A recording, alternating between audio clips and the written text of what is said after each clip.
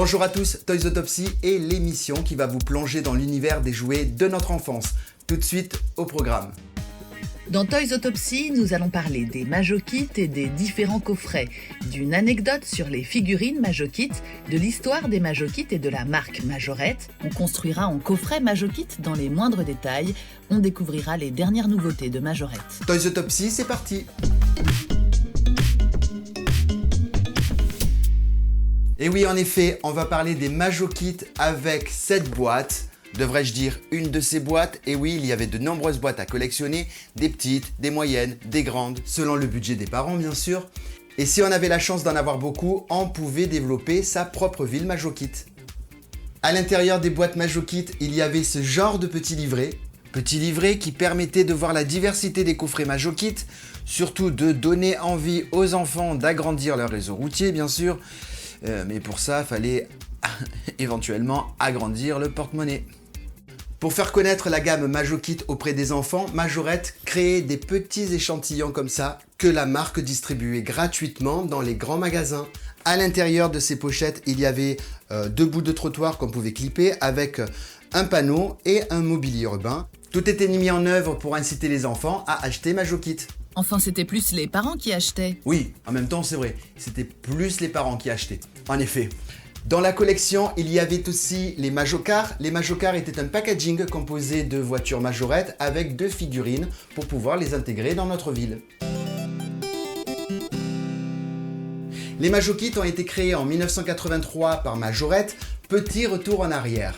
Majorette, spécialiste des voitures en modèle réduit, a été créée en 1961 à Lyon, tout d'abord sous le nom de Rail Route, puis après, à partir de 1966, sous le nom qu'on connaît tous, Majorette. Mais bon, pour revenir aux Majokits, les Majokits ont été créés pour concurrencer l'arrivée des premiers jeux vidéo, comme notamment Atari en 1981, et surtout permettaient d'initier les enfants aux règles de la route. J'adorais moi les Majokits. T'adorais les Majokits, ok, mais ça t'a pas empêché de te faire retirer le permis en 2015. Ouais, mais c'était pas non plus de ma faute non plus. Bon, c'était de ma faute. Pour en revenir aux Majokits, en fait, comme je le disais tout à l'heure dans les Majocars, les Majokits étaient constitués aussi de figurines qu'on pourrait appeler les cousins des Playmobil. Fredo, c'est bizarre, on a l'impression qu'elles sont toutes pareilles, les figurines. Oui, en effet, tu as totalement raison. Il est vrai que les figurines Majokits n'étaient représentées que par des hommes. Il n'y avait aucune femme et aucun enfant. Pas sympa pour les filles. Oui, bon, si tu veux. Mais pour défendre Majorette, les figurines Majokit n'étaient pas essentielles dans le jeu. Le but des Majokit était de jouer aux petites voitures, de les faire évoluer dans un décor urbain.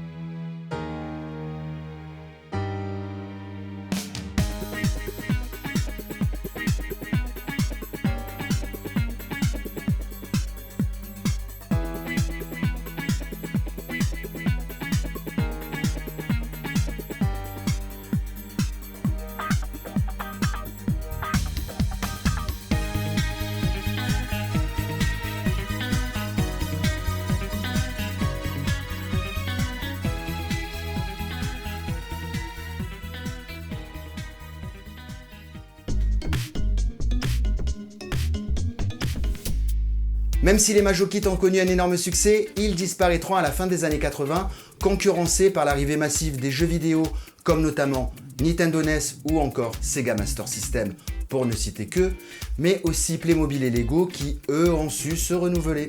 Mais malgré tout, Majorette continue d'améliorer sa gamme, que ce soit dans les voitures Majorette ou encore dans les garages.